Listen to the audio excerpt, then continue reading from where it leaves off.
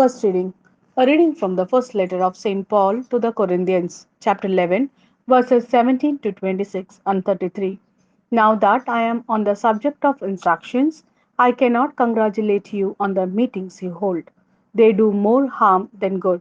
In the first place, I hear that when you all come together in your assembly, there are separate factions among you, and to some extent I believe it. It is no bad thing either that there should be differing groups among you, so that those who are to be trusted among you can be clearly recognized. So when you meet together, it is not the Lord's Supper that you eat. For when the eating begins, each one of you has his own supper first, and there is one going hungry while another is getting drunk. Surely you have homes for doing your eating and drinking in.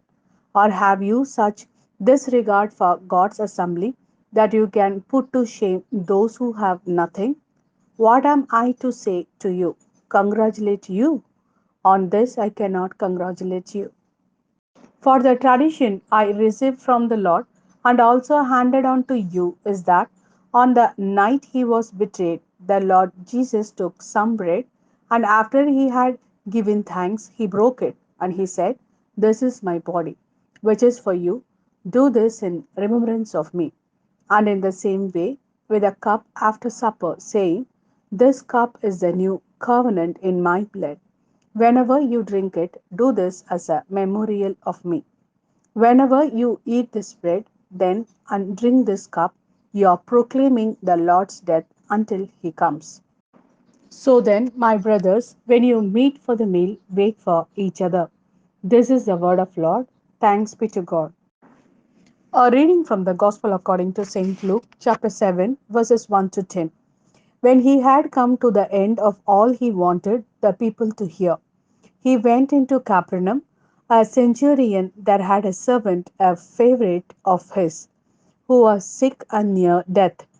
Having heard about Jesus, he sent some Jewish elders to him to ask him to come and heal his servant. When they come to Jesus, they pleaded earnestly with him, saying, "He deserves this of you, because he is well disposed towards our people. He built us our synagogues himself." So Jesus went with them, and was not very far from the house where the centurion sent word to him by some friends to say to him, "Sir, do not put yourself to any trouble, because I am not worthy to have you under my roof. And that is why I did not presume to come to you myself. Let my boy be cured by your giving the word.